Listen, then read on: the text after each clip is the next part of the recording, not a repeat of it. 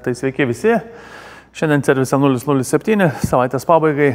Turim baltą, gražų dailų Subaru Outback automobilį, 2018 metų, 2,5 opozitinis 4 cilindrų varikliukas, be abejonės visų 100% važiuojantis dujomis ir be jokių problemų tą darantis su kokybiškai itališka Landi Renzo dujinė sistema.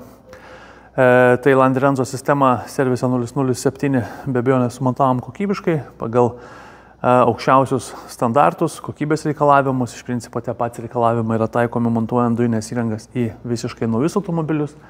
Ką tai reiškia? Tai reiškia, kad yra šiai dienai naudojami kokybiškiausi rinkoje prieinami komponentai, medžiagos, priemonės. O apie pačius komponentus gal trumpai pabandysiu papasakoti. Tai Landi Renzo Li10 Turbo dujų reduktorius štai šitame kampe. Sumontuojam jį taip, žarnas pravedam taip, kad netrukdytų mums nei oro filtrą pakeis, gražiai atsilenktų, pavyktų išimti.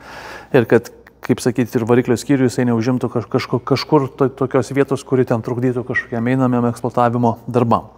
Tai reduktorius štai šitoje vietoje, iš reduktoriaus išeinam, iškeliaujam ir čia turim dujinės fazės filtrą su surinkimu, kaip matot, su specialia kolba. Ta specialia kolba skirta tam, kad būtų surinkta kiek įmanoma daugiau dervų ir nešvarumų.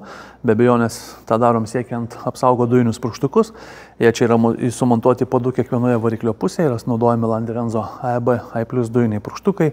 Vėlgi kokybiški, patikimi, vieni patikimiausių turbūt rinkoje, dėl to, kad sugeba sklandžiai dirbti visais temperatūriniais ir apkrovos režimais, na ir maksimaliai yra atsparus tam, sakykime, ne visada švariam kūrui.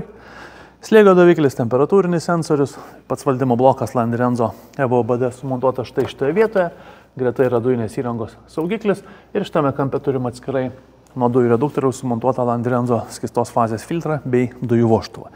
Jį montuojam atskirai nuo reduktoriaus vėlgi tam, kad išvengtume jo strigimo ir be abejonės, kad aptarnavimo metu būtų galima nesunkiai prie jo prieiti, pakeisti filtrą bei išvalyti patį vožtuvą. Tai va, tai tiek iš esmės apie variklio skyriaus išvaizdą ir Landi Renzo dujinės įrangos montavimas servise 007. Kaip matot, viskas nuvalyta, švaru, gražu, yra paruošta pravesti instruktažą ir atiduoti automobilį klientui. Tai tiek apie variklio skyrių, dujų perjungimo mygtukui. Dažniausiai panaudojam štai šitą nišą šitoje vietoje. Čia jis labai gražiai atrodo, sėdint iš tikrųjų už vairo gerai matosi, galim ranką jį pasiekti, mūsų neerzina, neatsispindi nuo stiklo ir panašiai. Tikrai pakankamai visų mėgiama, optimali ir gera vieta. Sumontuotas apvalus dujinės įrangos mygtukas.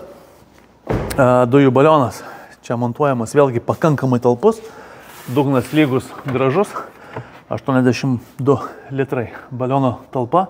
Pildosi apie 80% tūrio balionas, iš tikrųjų tikrai puikiai, aplinkui dar galim išnaudoti ir susidėti kažkokius tai daiktus, kaip pavyzdys, nežinau, tempimo, virvę, laidus, kokius nors užvedimo ir panašius dalykus. Dujų pildymas padaromas prie benzino užpildymo vietos, labai patogiai. Jeigu reikia, atsisukam, pilamės benziną, jeigu norim dujas, atsidarę iš karto jungiam dujų pistoletą, baigę darbus, viską gražiai uždarom, viskas gražiai pasislepia be jokių problemų. Tai va, tai tiek apie Subaru Outback automobilį bei Landi Renzo dujinę įrangą.